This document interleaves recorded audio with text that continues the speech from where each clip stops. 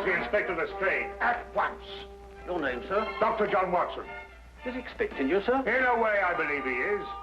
Well, I'll tell him you're here, sir.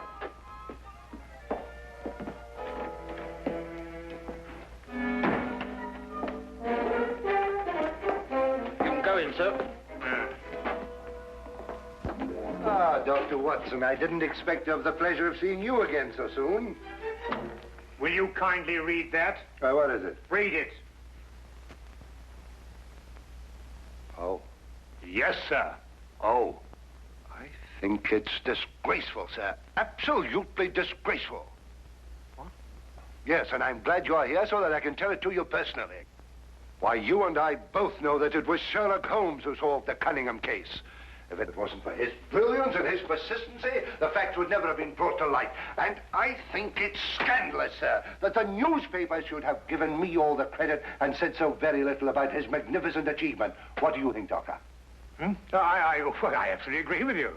I'm glad you're on my side, Doctor. Why, of course. I'm so glad you take it that way. And what does Holmes think?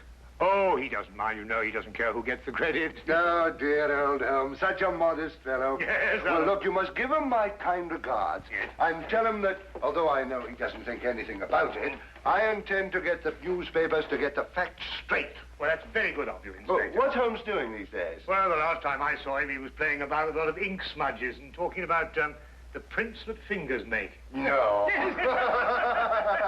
Good old Holmes, always experimenting. Inspector Lestrade, sir. Yes, what is it? There's been a murder reported at the home of Lord Beryl. What, Lord Beryl of the Foreign Office? That's him, sir. I'll be right with you. Excuse me, Doctor. Yes, of course. Lord Beryl. This is going to be a tricky situation to handle, what with the Foreign Office and who knows what else. Yes, indeed. Can I be of any assistance? I don't think so, Doctor. Oh, perhaps as a medical man. Mind you, I don't know what to expect, but I think you would be of invaluable assistance. Say no more. Here's the address, sir. Your carriage is waiting outside. Oh, thank you very much. Perhaps you'd care to acquaint Sherlock Holmes with what has happened. Well, I don't know. I don't know myself what's happened. As you said, the people involved make this case rather delicate. Perhaps a little suggestion now and then might help facilitate matters. One never knows. Yes, you're so right. Take a message to Mr. Sherlock Holmes of 221 Baker Street. 221B. Yes, of course, 221B Baker Street. Tell him what has happened and drive him to Lord Beryl's residence. Yes, sir. And tell him Dr. John Watson is already there. The flat's the first floor up. Yes, sir. Very good, sir.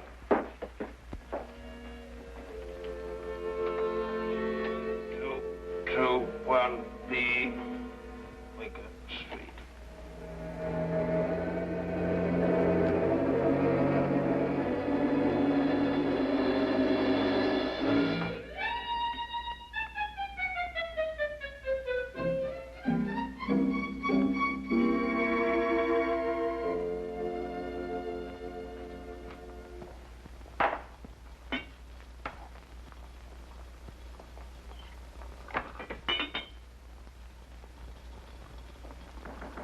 Come in.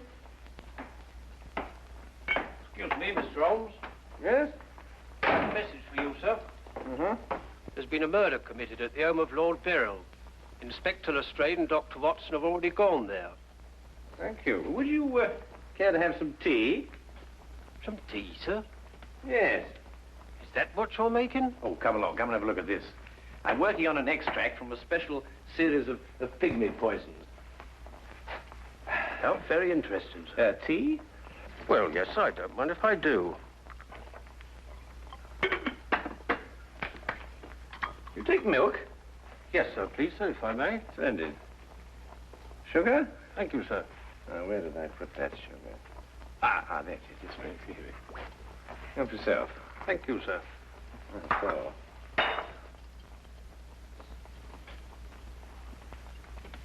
What's this you're doing here, sir? Well, I believe that certain poisons, if taken in the correct doses, can actually have beneficial rather than fatal effects. Now, that's very interesting, sir. Yes, it is, isn't it? And what's all this over here, sir? Oh, that? Oh, those are some tropical leaves. They were sent to me by a friend of mine who hunts in that part of the country. The essence, you see, passes through this tube, down here and across the table, and is condensed in that retort there. And what's that stuff in the bottom there? That's lime. That acts as a catalytic agent to combine the essence of the leaves with a dark, tar-like substance, which you can see at the bottom.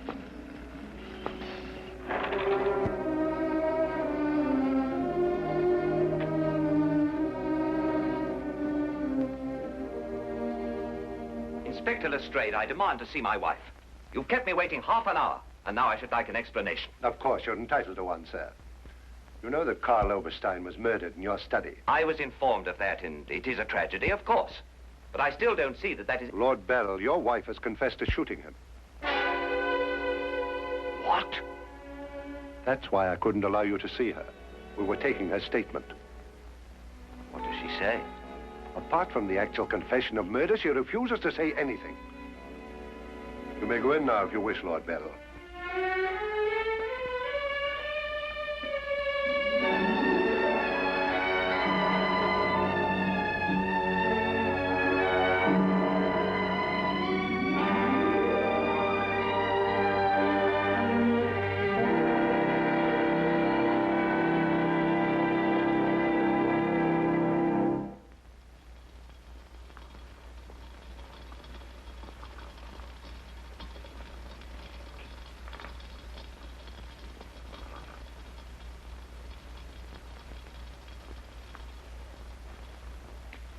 What's that you're putting in now, sir? Well, it's a form of acid dye.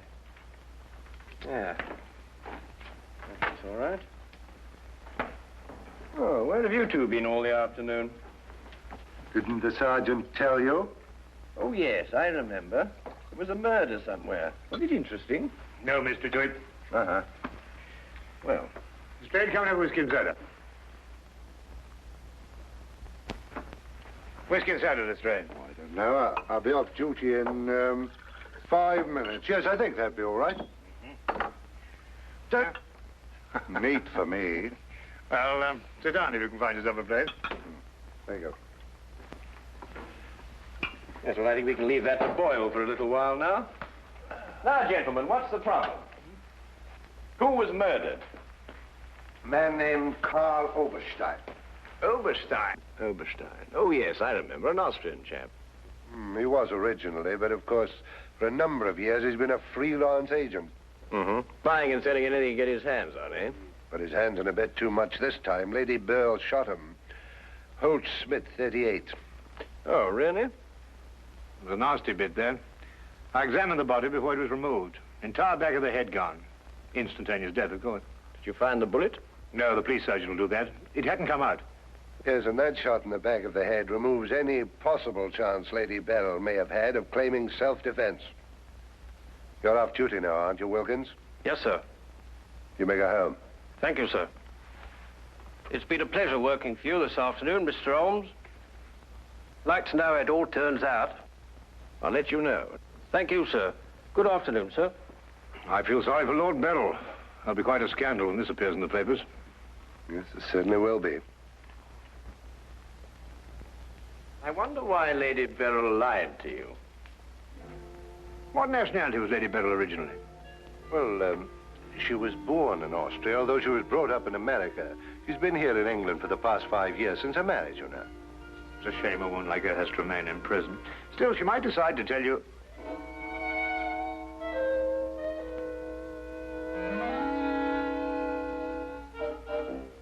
What did you say? I beg your pardon? What did you say just now? I didn't say anything. Oh, yes, you did. You said, I wonder why Lady Beryl lied to you. Oh, that? Yes, what did you mean? Nothing, except, of course, that Lady Beryl didn't shoot this chap Oberstein at all. But she confessed to it. Nonsense. She didn't shoot Oberstein because Oberstein wasn't shot. His head was bashed in with a blunt instrument. The revolver you claim was the murder weapon actually belonged to Oberstein. She found it lying by his side and pretended she'd done it in order to shield her husband. She's no more guilty than you two are. Would you hold that like a good fellow, please? Would you please repeat that? Of course, it's as plain as a... Here, would you mind holding that? Oh, well, it's not plain to me. Well, you told me that Lady Beryl confessed to shooting Oberstein. But Oberstein wasn't shot. Just because you find a man with the back of his head shattered and a gun lying by his side is no reason to assume he's been shot. Thank you. You also assumed that the bullet had lodged in Oberstein's cranium because it hadn't emerged through the front. Now, any student of elementary ballistics knows that the greatest damage to the skull is on the opposite side to which the bullet entered. The point of entry is always clean. But the gun we found was an Austrian gun, and Lady Beryl is an Austrian. Now, there's a logical bit of reasoning for you. Would you mind holding that, please? Lady Beryl saw Oberstein lying there and jumped to the same conclusion we did. Well, Lady Beryl's innocent. Then somebody else is guilty. Brilliant! We've got to get back to the premises and re-examine them for clues. You come with us, Holmes. This nonsense can wait. Nonsense? Nonsense. Nonsense? Did you say nonsense? I'll have you know, Inspector Lestrade, that if the law enforcement agencies of this country were a little, an infinitesimal amount more advanced than ancient Neolithic man, I would not have to be doing the basic research work that will in time benefit police bureaus throughout the earth. You may have a point, Mr. Holmes. A point? The only point is human, of which there is a paucity in the halls of our defense republic. So do you really think so? I certainly do think so. And I'll tell you a few other things, Inspector.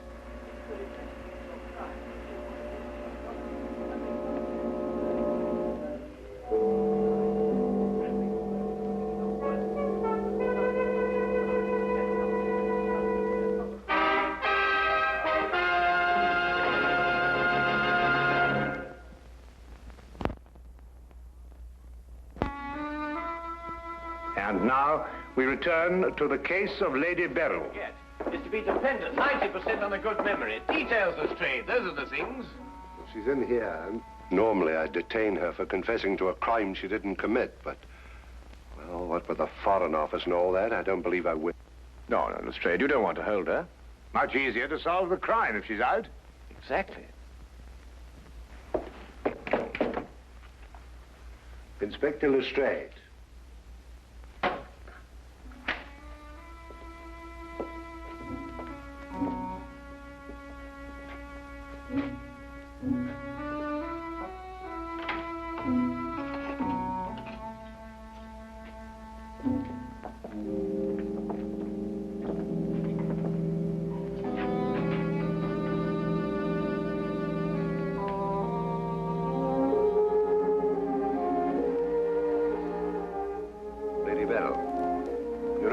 We're releasing you. So I understand. Do you know why? No. We've been able to prove that you didn't commit this murder you confessed to. I see. We would, however, like an explanation as to why you confessed to this crime.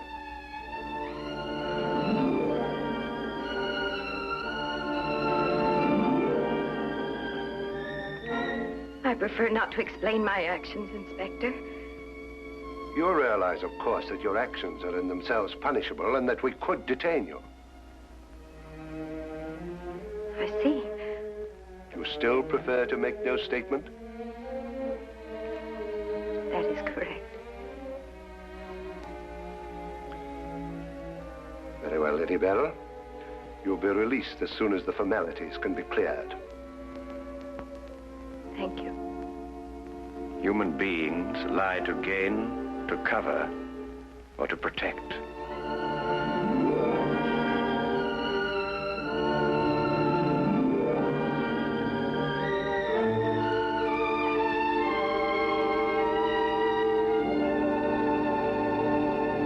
I don't know how to thank you, Mr. Holmes.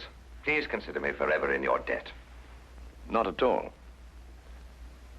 You're in the Foreign Office, aren't you, Lord Beryl? I am. Had you ever met Herr Oberstein before? I had. Exactly when? Last week. For the first time? And the last time. I see. I believe it was his habit to offer large sums of money to men in key positions for the information they may have had in their possession. I believe that was his habit, Mr. Holmes. Thank you. Oh, Lord Beryl, while your wife is on her way here, I wonder if I might look at the premises of the crime. Well, of course, of course. It happened in the study. With your permission. My house is yours, sir. Thank you.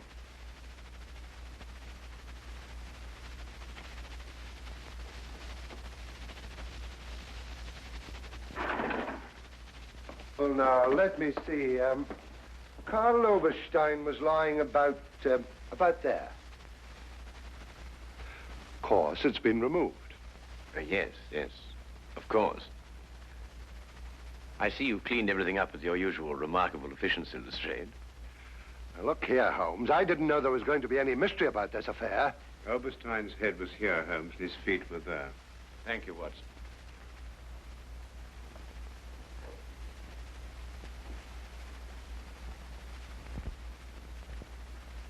Where was the gun lying? To the left of the body. Nearer the head or the feet? Nearer the head. Was Oberstein face up or down? Face up. I had to turn him over to examine him. Has there been any effort made to gain forceful entry into the house? Well, none was reported. What? Lord Beryl, do you use glasses when you read? Yes, I do. These? Are they your only pair? Yes. Who first discovered the body? I believe my secretary.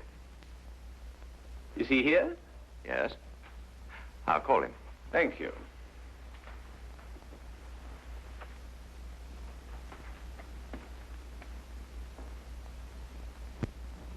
Lestrade, where was Lord Beryl at the time you estimated the crime was committed? He'd been at a meeting with high government officials all day. Oh, good, good. Why did you ask about the glasses, Holmes? It's because Lord Beryl wears glasses when he reads. But Lady Beryl confessed to a crime she didn't commit. What? This is my secretary, Mr. Ross. You've met Inspector Lestrade and Dr. Watson. This gentleman is Mr. Sherlock Holmes. How do you do? I understand it's through your efforts that Lady Beryl was returning home. Partially through my efforts. I wonder if I could impose upon you, Mr. Ross. Of course, sir. Would you mind taking these sheets of paper and roughly outline the position in which you discovered the body? Outline it in scraps of paper. If you would be so kind. Why, of course. What's the purpose of that? How many men have you on the premises, Lestrade? 2 outside. Why?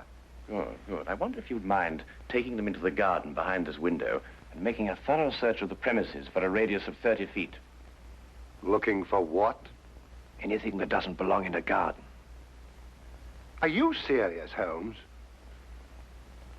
Shh. Completely.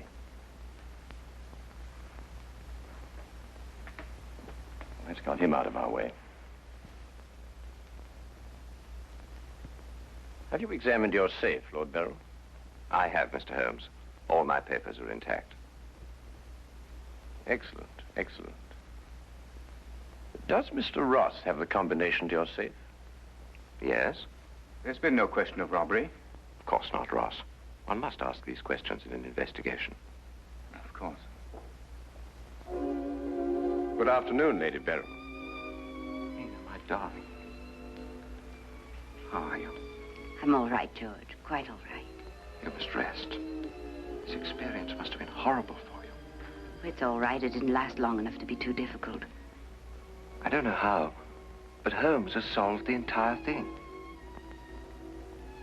Has he really? Not entirely, Lady Beryl. Not yet. Do you expect to? I can only hope to. Mr. Holmes, if there's anything I can do to help. If it would not be too much of an imposition, Lady Beryl, I would like you to retake the position in which Mr. Ross discovered you when he entered the room. Mr. Holmes, my wife has had a harrowing experience. Please consider her nerves at this point. You're forgetting, Lord Beryl, that your wife confessed to a crime she didn't commit. The circumstances are somewhat exceptional. But if Lady Beryl would rather not... It's quite all right, George. Now, let me see.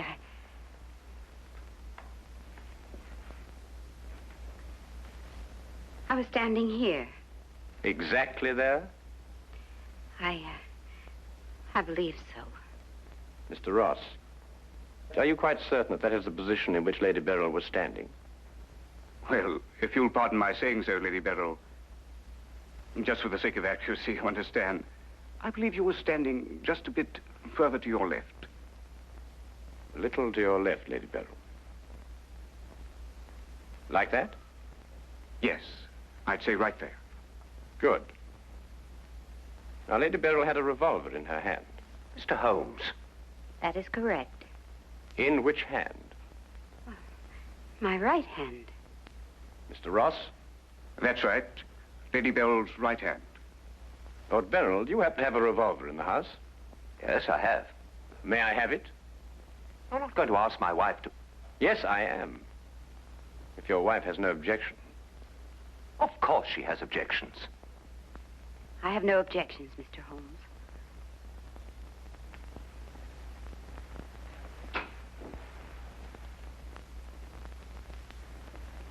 Ah, excellent. A .38 caliber. Do you notice, Watson, that it's patterned very closely after the Schmidt-Holtz, the revolver in question?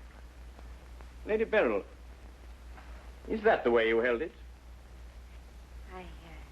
I believe so. Mr. Ross? Yes, it was like that. Mr. Ross, I'd like you to think very hard. A great deal depends on what you're going to say now. As far as you can remember, that was the position of Herr Oberstein's body? Yes. And where in relation to Herr Oberstein's body and Lady Beryl were the broken eyeglasses? Over there. There? Yes.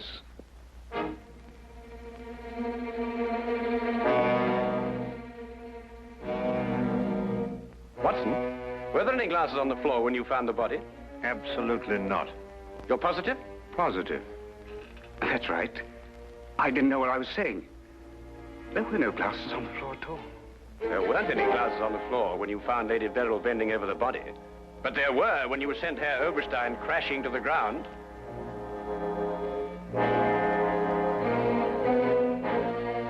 Before you run, Mr. Ross, look at Lady Beryl. I don't understand this, Mr. Holmes. Oh, very simple, really. Herr Oberstein approached you with an offer to buy Foreign Office secrets. You threw him out. Then Ross contacted him, prepared to sell him the secrets. Well, there's nothing missing from the safe. Of course not. If you sold anything, you'd have been found out. Herr Oberstein came here expecting to buy. You opened the safe, showed him the papers he wanted. He put his glasses on to examine them. And then when he paid you, you smashed his skull in. He fell, breaking his glasses. His revolver dropped from his pocket. Then you replaced the papers, pocketed the money, and left. It's a lie. Why, you filthy... The unfortunate point occurred when Lady Beryl discovered the body. You read the evidence incorrectly. I thought the gun was my husband's. Similar, but not the same. And the glasses. A very common variety of frame. You gathered up the pieces, except a few fragments, and threw the frames away. Yes. Then you lied to protect your husband. Yes. Nina.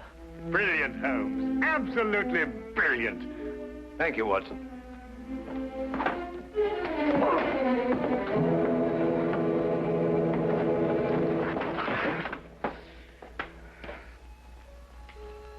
My humble and very grateful thanks, Mr. Holmes. It's been a pleasure to help so brave and noble a woman. I'm still not quite certain what's happened, but I know we shall both be forever indebted to you.